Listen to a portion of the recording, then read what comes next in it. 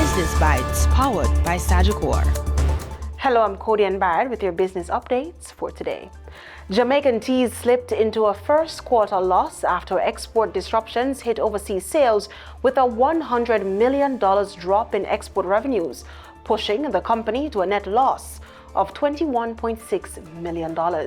During a recent investor briefing, Group CEO John Mahfood said the decline was due to a fire at the company's U.S. distributor, which halted sales, along with new tariffs introduced in the United States. It made a product that we sell to them under contract less competitive, and they ended up having, by about July, they ended up having 12 months supply in inventory, and they shut down orders.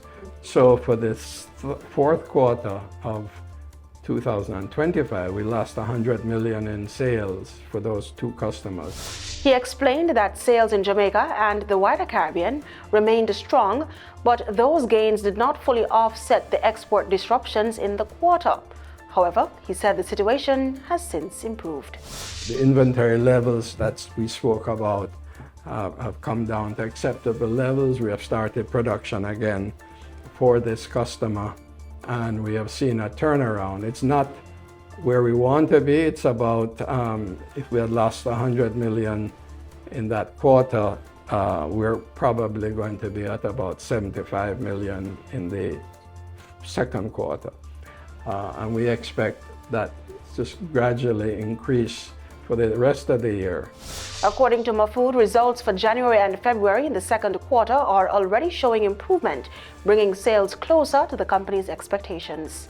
We're a little bit ahead of last year, and my expectation is that the manufacturing business will make about $80 million in the second quarter, as opposed to $20 million in the first. The Caribbean accounts for more than 50% of revenues and remains a stable and growing market, with Mahfood noting that a downturn in one area does not disrupt the overall business.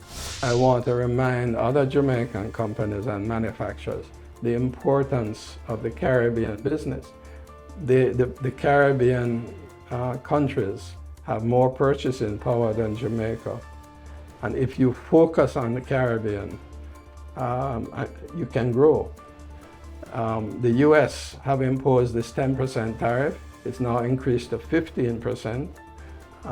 It's going to make it tough to export to the U.S. So we are going to focus growing Jamaica's business more. Jamaican Teas has also appointed a new distributor in Canada, where sales are now increasing. However, the company has never achieved a strong performance in the United Kingdom, despite it being a major global tea market. As a result, the company is now pivoting toward new markets, including the French Caribbean islands, Aruba, Curacao, Ghana, and Nigeria, as it seeks to diversify its export base.